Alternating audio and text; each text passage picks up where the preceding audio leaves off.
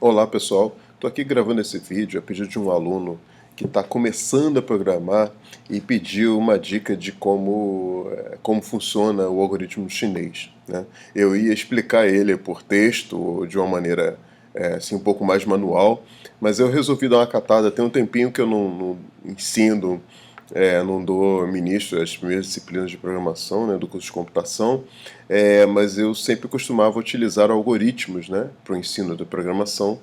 E é bem comum, por exemplo, o pessoal usar o Portugal, né, ou alguma coisa parecida com português para ensinar programação. E aí, em função desse pedido dele, eu fui atrás, assim, de olhar alguma ferramenta, alguma coisa para facilitar um pouco essa explicação. E aí, felizmente, eu encontrei duas ferramentas. Vou fazer um jabá aqui que não é nem para mim, mas duas ferramentas que eu acho que é de um mesmo grupo, o pessoal lá acho que da Univale. Esse Portugal Studio aí, que está nesse endereço, que está nessa URL aí que eu comentei, de um laboratório lá dessa universidade, e eu acho que essa outra, Portugal Web Studio, é uma evolução dela, que seria uma versão online, né, em que a gente consegue codificar na própria web, né? E, na verdade, para ilustrar a questão do chinês, na verdade, as ferramentas ideias profissionais, o que elas usam, o análogo do chinês são as ferramentas de depuração, né? E no caso desse Portugal, né, desses ambientes, esse Portugal Web Studio ele não tem, pelo menos ainda não tem, nenhuma ferramenta de depuração. Então eu acabei baixando essa versão aí desse Portugal Studio a partir desse site. E essa sim tem o ambiente, que é esse ambiente aqui que eu vou usar para ilustrar essa questão do chinês, né, do algoritmo chinês. Então a gente tem aqui a ideia ela é bem completinha, né? Na verdade essa ferramenta é bem completinha. Tem aqui alguns comandos básicos aí da linguagem Portugal, né? Se a gente tem alguma dúvida da sintaxe, eu posso clicar nessa interrogação aqui e ele me abre uma página com a documentação exemplos de código, né? Eu posso pegar e reaproveitar esses exemplos de código, por exemplo, estrutura de controle, aqui eu tenho um condicional, então posso clicar aqui e saber, por exemplo, como é que é um C, né? Que seria um if, né? E tem todo um texto aqui bem interessante para quem está aprendendo a programar, né? Para quem está dando os primeiros passos, né? Esse exemplo aqui em particular foi um exemplo que esse aluno me mandou e parece que numa prova ou em alguma avaliação pedia para informar qual o valor que era exibido na execução desse código aqui. Eu peguei, ele me mandou o código numa folha, né, textual, e eu peguei e transcrevi aqui para esse código em Portugal, né, nesse ambiente. E para a gente ver, eu posso pegar e simplesmente executar esse código aqui, né, diretamente, ou eu posso fazer um passo a passo, que seria exatamente essa ideia de disparar o chinês. Para disparar o chinês, eu uso esses dois pezinhos aqui. Esses dois pezinhos eles vão fazer essa execução passo a passo que a gente está esperando. Pois bem, e aí como é que o chinês de fato aparece? Na verdade aqui ó, eu tenho uma estrutura com as variáveis que o meu programa utiliza, e eu posso arrastá-la. Na verdade eu já fiz isso aqui, eu não consegui desfazer, mas basta eu arrastar as variáveis aqui para baixo, e o programa passa a exibir, no momento que eu fizer o passo a passo aqui, ele vai passar a exibir os valores a cada passo de execução que eu der aqui no meu programa, né? Então vamos fazer essa execução passo a passo aqui para verificar os valores sendo modificados, né? Beleza, então quando eu clico aqui ele vai iniciar, ele já selecionou aqui a primeira linha. Eu clico em seguida, olha, ele selecionou o comando para ler algum valor de entrada. Vou clicar novamente e ele está aqui com o cursor, aqui está escuro, não dá para ver, mas ele está aguardando eu digitar um valor. Eu vou digitar, por exemplo, o valor 5. No momento que eu digito o valor 5, observem aqui, ó, das variáveis que eu tinha arrastado para baixo, o n está valendo 5. Né? Então isso aqui que começa o passo a passo aqui da ideia do chinês. O resultado da execução desse comando leia n, quando eu informo o valor 5, é fazer o n ficar valendo 5. Então, o n valendo 5 foi atribuído aqui. Esse próximo comando é fazer a variável soma, uma variável local, aqui valeu o valor 0. Então, o valor soma, a variável soma não tem nada aqui. No momento que eu executo o próximo passo, que basta eu clicar aqui, né, dei um novo clique, fui para a linha seguinte, variável soma ficou valendo 0, que é o valor que foi atribuído aqui nessa linha anterior. Agora aqui eu tenho um comando de repetição, né? Aqui eu tenho um para faça, onde eu tenho uma variável i que vai começar com valendo 1 e ela vai ir até que essa condição, enquanto essa condição for satisfeita, ou seja, enquanto i for menor ou igual a n, eu vou ficar incrementando o valor de i. Né? Então eu declaro uma variável i inicial, coloco e repito, né, esses comandos aqui que vão estar dentro do for, dentro desse abre e fecha chaves, enquanto essa condição aqui for verdadeira. E a cada passo eu venho e incremento o meu i. Né? E o que esse para faça aqui vai fazer? Ele vai ficar fazendo soma, que é a variável que eu coloquei aqui no início valendo 0, recebendo soma mais o valor de i no dado momento. Né? Então vamos executar aqui um primeiro passo. Entrei dentro do para, olha aqui, o i passou a valer 1, né? E aí a próxima vez eu vou pegar e vou alterar o valor da soma. Soma vai receber soma mais i. Soma aqui está valendo 0 e o i está valendo 1. Então quando eu executar a próxima vez, soma vai passar a valer 1, que é o valor de soma atual, que é 0, que está aqui, mais o valor de i, que está valendo 1. Então quando eu clico aqui, soma passou a valer 1. E aí o i, ele na verdade, na visualização aqui dessa iteração, ele foi lá para cima e voltou, né? Então, na verdade, ele já incrementou o i passou a valer 2 e o soma está valendo 1.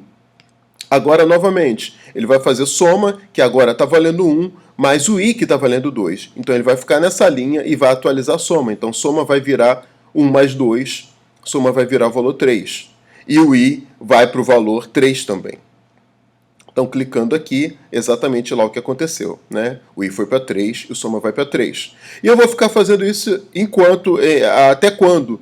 Enquanto essa condição for verdadeira. Ou seja, enquanto o i for menor ou igual a n. O n é 5, então ele vai até o i valer 5. Quando o i passar a valer 6, eu saio desse paraface. Né?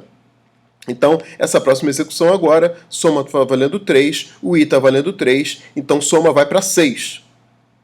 Olha lá, o soma foi para 6 e o i foi para 4, né? Que foi o i mais 1 aqui, e recebe i mais 1. É a representação desse i mais aqui. Na próxima execução, o i ainda é menor que n, né? Menor ou igual a n. Então, o soma vai receber soma mais i, ou seja, soma vai receber 6 mais 4, então soma vai para 10, e o i vai receber i mais 1, então o i vai para 5. Novamente lá, i valendo 5 e o soma valendo 10. Na próxima execução, o i está valendo 5, ainda essa condição é verdadeira, né? I é menor ou igual a n, né? Então, soma vai receber soma mais i. Soma está valendo 10, i está valendo 5, soma vai valer 15. E o i vai para 6, e aí quando o i for para 6, eu não vou mais executar o for, eu vou sair do for, não, para, né? A tradução seria o for, né? E aí eu vou sair do para. Então, a próxima execução é exatamente o que aconteceu. O soma ficou valendo o 10 mais 5, né, o 15, e o i, como foi para 6, na verdade, a última execução aqui, ele nem terminou e ele pegou e saiu. Né? Beleza. Agora eu tenho outro paraface aqui, que aí eu vou fazer com uma outra sequência de entrada, né, de valores. Continuando a execução, agora eu venho para esse outro para que faz o i voltar a valer 1, então esse i aqui vai passar a valer 1, e o i vai, essa execução ela vai acontecer enquanto o i for menor ou igual que n menos 1, ou seja, o n antes, no for, no para antes, eu ia até n, agora eu vou até n menos 1, o n está valendo 5, então agora eu vou até o 4, né? E aí na quinta eu encerro.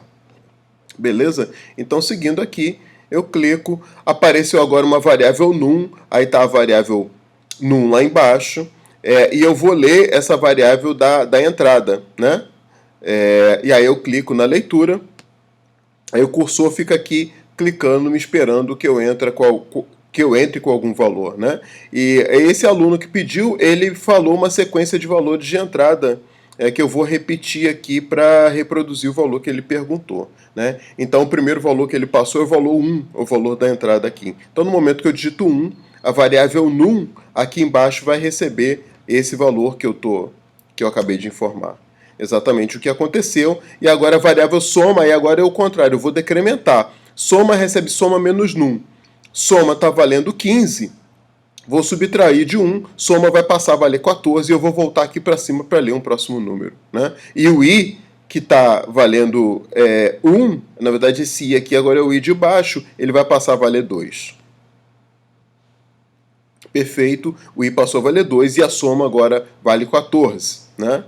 Vou aqui ler um segundo número, e aí o segundo número que ele me passou aqui, o valor 2, dou um Enter, o num passou a valer 2 e a soma agora vai valer soma menos num. Então soma é 14, o num é 2, 14 menos 2, a soma vai ficar valendo o valor 12. Exatamente o que aconteceu e o i foi para 3. Agora vou informar um novo valor, o valor 3. Soma está valendo 12, o num vale 3, então soma menos num, 12 menos 3, soma vai para valer 9 e o i vai passar a valer 4, né? Porque eu vou incrementar mais uma unidade aqui, que é o que representa esse i mais aqui, é a mesma coisa que recebi mais 1.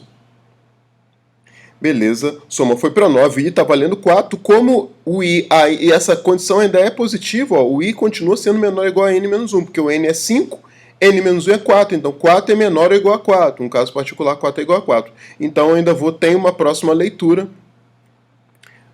clico aqui até chegar no leia num, aí ele fica o cinzinho, ó, o cinzinho aqui ele está esperando eu digitar um número. Né? E aí agora eu vou digitar o último número que ele me informou, que é o número 5, e dou um Enter, né? Dei um Enter, num passou a valer 5, soma vai valer soma menos num, soma está valendo 9 menos 5, soma vai valer 4 quando eu clicar aqui. E eu vou sair do para, porque agora eu cheguei no limite, né? O meu i estava na última iteração, né? Na última repetição aqui do para, que o i estava valendo 4. O próximo incremento o i ia valer 5, que ia passar o valor aqui da condição. Chega aqui no final, eu tenho soma valendo 4. Na hora que eu dispara a última execução, ele vai, encerra a execução e imprime o valor que eu estava buscando aqui, ó, que era o valor 4. Eu informei os valores 5, 1, 2, 3, 5, e ele imprimiu o valor 4, que foi o valor, né, da última execução, né, a última atribuição feita à variável soma. Certo? Então, essa foi uma maneira iterativa de ilustrar aí essa questão do algoritmo chinês para qualquer programa que eu faça, né? Seja ele um programa numa linguagem de programação real ou no Portugal, por exemplo, na linguagem algorítmica.